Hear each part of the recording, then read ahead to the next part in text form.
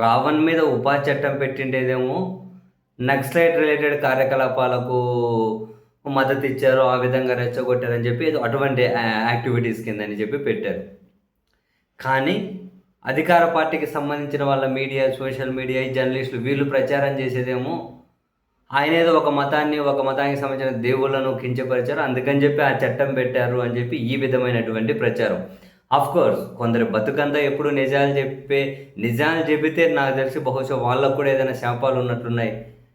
నిజాలు చెబితే ఏదో వెయ్యి ముక్కలవుతదంటారు కదా! బహుశా అటువంటి శాపం ఉందేమో. ఎప్పుడూ అబద్ధాలే చెబుతూ పోతూ ఉంటారు. ఇది కూడా అటువంటి అబద్ధాలే. ఆయన వేరే మతాలను, దేవుళ్ళను కించపరిచేందుకు పెట్టిన సెక్షన్‌లు వేరు అట్లా కించపరిచి ఉంటే.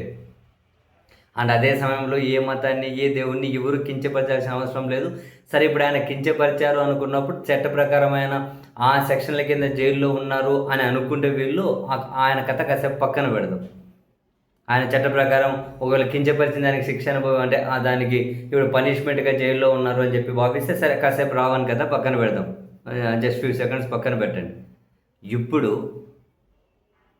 ఫ్రంట్ లైన్ మీడియా ముసుగులో, జర్నలిస్టుల ముసుగులో, ఇన్ఫ్లుయెన్సర్స్ ముసుగులో కొన్ని యూట్యూబ్ ఛానల్స్, మరికొన్ని ఫ్రంట్ లైన్ మీడియా ఛానల్స్, అందులో డిబేట్లు పెట్టి యాంకర్లు అనబడే వాళ్ళు వీళ్ళు చెబుతున్నటువంటి విషయం నోరు తెరిస్తే మతం మతం మతం అని చెప్పి చివరికి జగన్మోహన్ రెడ్డి గారిని టార్గెట్ చేయడం కోసం నోరు తెరిస్తే మతం మతం అని. అసలు మరి ఇటువంటి వాళ్ళకు జర్నలిస్టులుగా కాదు మనుషులుగా కనీసం బ్రతికే హక్కు అయినా ఉందా మరి ఈ సమాజంలో? నోరు తెరిస్తే మతం మతం. చివరికి జగన్మోహన్ రెడ్డి గారు క్లియర్ కట్గా గాంధీ నినాదం ఆ రోజు గాంధీ అన్నారు. హే రామ్ అన్నది జనరల్గా మహాత్మా గాంధీ గారు ఇదే అంటే అప్పుడు ఉపయోగించినటువంటి పదం. దాన్ని ప్రత్యేకంగా జగన్మోహన్ రెడ్డి గారు కూడా ప్రస్తావించి హే రామ్ సేవ్ ఆంధ్ర అన్నారు. అయితే ఏమవుతుంది? జనరల్గా హే రామ్ సేవ్ ఆంధ్ర అయితే ఏమవుతుంది? ఆ మాటతో వీళ్ళకి వస్తున్నటువంటి నొప్పి ఏంటి? దాని మీద డిబేట్లా హే అల్లా సేవ్ ఆంధ్ర అనలేదు, లేకపోతే హే జీసస్ సేవ్ ఆంధ్ర అనలేదు.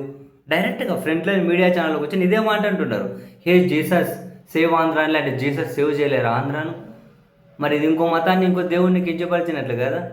ఈ ప్రస్తావన ఎందుకు వస్తుంది అని ఒకవేళ క్రిస్టియన్ అనుకున్న వాళ్ళు హిందూ దేవుళ్ళను పూజించకూడదా? హిందువులు అనుకున్న వాళ్ళు ఏమంటారు జీసస్ని వెళ్తూ రోడ్డు మీద వెళ్తున్నారు, చర్చి కనిపించింది, ఇట్లాంటి ఏం తప్పు అవుతుంది? గుడి కనిపించింది, వేరే మతం వాళ్ళు పోతూ మనసులోనో లేకపోతే ఇట్లా మంచి చేయమంటే నమ్మకం ఉన్నవాళ్ళు, దేవుని మీద విశ్వాసం ఉన్నవాళ్ళు ఏ దేవుడైతే ఉంది మొక్కడానికి, మంచి చేస్తే మంచిదే కదా ఏ దేవుడైనా. దేవుల మధ్య ఏమైనా ఫైటింగ్ ఉందా ఏంటి ఇక్కడ? జీసస్ రాష్ట్రాన్ని కాపాడలేరా? డిబేట్లు. అరే హిందువులను టార్గెట్ చేస్తున్నాడు జగన్ హే రామ్ అని. హే రామ్ అని అంటే హిందువులను టార్గెట్ చేసినట్ట ఏంటిదంతా? ఏంటి నాకు అర్థం కాదు సీరియస్లీ. ఇటువంటి వాళ్ళను కదా అత్యంత ప్రమాదకరంగా పరిగణించాలి. లేచిన దగ్గర నుంచి ఇవే డిబేట్లు, లేచిన దగ్గర నుంచి ఇవే వార్తలు. ఎవరు ప్రమాదకరం? హిందువులు మెజారిటీ కాబట్టి మెజారిటీ ఓట్ల కోసం అని చెప్పి ఏ స్థాయి వరకైనా కనుక వాళ్ళని రెచ్చగొట్టుకుంటూ ఈ విధమైనటువంటి మన సమాజం అందరితో కలయికతోనే కదా సమాజం ఐక్యతగా ఉంటుంది. కనీసం 20 లక్షల మంది జనం కూడా లేని మణిపూర్లో 2 వర్గాలు కొట్టుకుంటుంటే ఇప్పటికి సంవత్సరాల నుంచి చల్లారట్లే. ఇక్కడ కోట్ల మంది వివిధ వర్గాలు మతాల వాళ్ళ మధ్య ఈ విధంగా రెచ్చగొట్టుకుంటూ పోయి ఏం చేద్దాం అనుకుంటున్నారు సమాజాన్ని? సాటి మనిషిని ప్రేమించాలి. ఆ మనిషి ఏ మతం ఫాలో అయితే ఏంది, ఏ దేవుణ్ణి ఫాలో అయితే ఏంది అని సాటి మనిషి ఫాలో అయ్యే మతాన్ని, దేవుణ్ణి ఇంకో మనిషి కించపరచొద్దు. అవును, నేను మసీదుకి పోతే తప్పేంటి, చర్చికి పోతే తప్పేంటి, ఇంకా వెంకటేశ్వర స్వామి గుడికి పోతే తప్పేంటి, సాయిబాబా గుడికి పోతే తప్పేంటి, లేకుంటే రాముని గుడికి పోతే తప్పేంటి, ఆడికి పోతే ఇప్పుడు నేను ఒక మనిషి నేటికి పోతే తప్పేంటి అంటున్నా. ఒకరిని కించపరచడం తప్పు అంటున్నాను. ఇంక మీరైనా కానివ్వండి, ఎవరైతే ఏముంది, మీరు మసీదుకి పోతే ఏంటి, మీరు చర్చికి పోతే ఏంటి, మీరు ఇంకో గుడికి పోతే ఏడికి పోకుండా ఉంటే ఏంటి? ఎవరిష్టం వాళ్ళది. పోకుండా అంటే వేసిపోరు. వాళ్ళు ఏడికి పోరు కాబట్టి వాళ్ళని మనం ద్వేషించాలా? వాళ్ళు వాళ్ళు వెంకటేశ్వర స్వామి గుడికి పోతారు కాబట్టి మనం ద్వేషించాలా? వాళ్ళు మసీదుకి పోతారు కాబట్టి ద్వేషించాలా? వాళ్ళు చర్చికి పోతారు కాబట్టి ద్వేషించాలా? వాళ్ళు బుద్ధుడిని ఆరాధిస్తారు, బుద్ధుడిని ప్రేమిస్తారంటే మనం ద్వేషించాలా? ఏంటిది అసలు? చర్చ ఏంటి, జనానికి, రాష్ట్రానికి, దేశానికి, సమాజానికి కావాల్సింది ఏంటి? వీళ్ళు పెడుతున్నది ఏంటి? వీళ్ళు రెచ్చగొట్టి మాట్లాడి నోరు తెరిసిన దగ్గర నుంచి అవే మాట్లాడతారు పనికి మాలిన వాళ్ళు. ఏ కాలం చెల్లుబాటు అవుతుందనా? అధికారం ఉంది ఏదైనా మాట్లాడొచ్చనా? ఇప్పుడు దారి చూపెడుతున్నారుగా. అధికారం మారితే ఇప్పుడు ఆయన మీద పెట్టిన సెక్షన్లన్నీ వీళ్ళ మీద అప్లికేబుల్ అవుతాయి కదా. అదే సింపుల్ కాన్సెప్ట్ కదా. వీళ్ళు డైరెక్ట్ జగన్మోహన్ రెడ్డి గారిని అంటూ ఉన్నారు, ఏం జీసస్ కాపాడలేడు ఆంధ్రప్రదేశ్ను, హే జీసస్ అని కూడా హే రామ్ అంటున్నావేంది అని. ఇంతకు మించిన నీచత్వం ఏమైనా ఉంటుందా? మనుషులుగా చాలా ముందుకు వచ్చారు కదా సాంకేతికంగా ఎదిగి. బుర్రలకేమైంది? తినే అన్నమే కదా అందరూ. ఐక్యతనే కదా కోరుకోవాలి ఎవరైనా. అసలు వీళ్ళు జర్నలిస్టులు కానీ మీడియానే కాదు, కనీసం మనుషులుగా కూడా అనర్హులు. కానీ మన దరిద్రం ఏంటంటే ఇటువంటి అనర్హులైన మనుషుల మాయలో జనం పడుతూ ఉన్నారు. మెజారిటీ కాదులేండి, పడే వాళ్ళైనా కూడా. ఇటువంటి ఒకడు విషయం చెబుతున్నాడంటే, అరే బాబు మనం ఏమైనా పెంట దగ్గర నుంచి పోతే ఏం చేస్తాం? ముక్కు మూసుకుంటాం. పెంట దగ్గర నుంచి పోతే ఏం చేస్తాం? ముక్కు మూసుకుంటాం.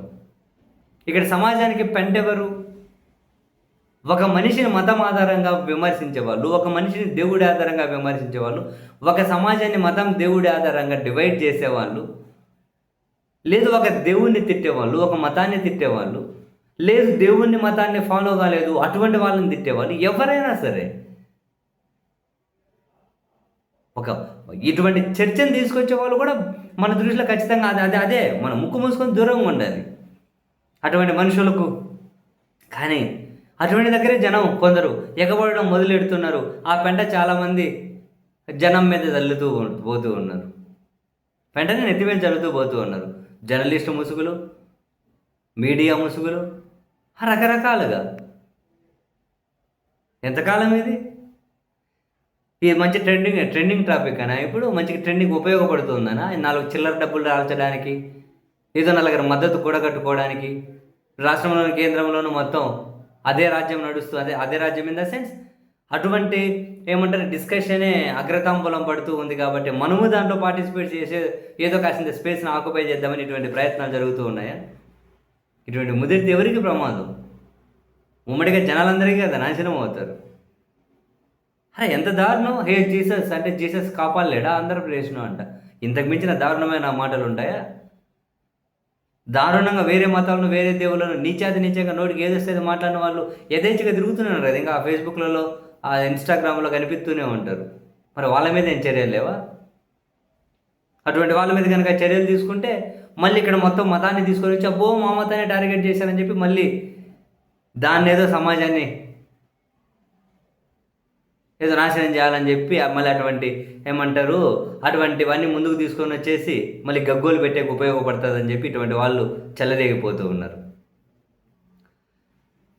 కనీసం రవ్వంతైనా కనుక సిగ్గుశరంగా అనిపించదు. ఏం మనుషులు రా బాబు! మనిషిని ప్రేమించడం నేర్పించాలి కానీ ద్వేషించడం ఏంట్రా అయ్యా? నాకు అసలు ఎలాంటి సమాజంలో ఉన్నారో భయం వేస్తుంది ఒక్కోసారి. పిల్లల భవిష్యత్తును తలుచుకున్నా ఇట్లాంటి మనుషుల మధ్య ఎవరి భవిష్యత్తు బాగుంటుంది రా బాబు?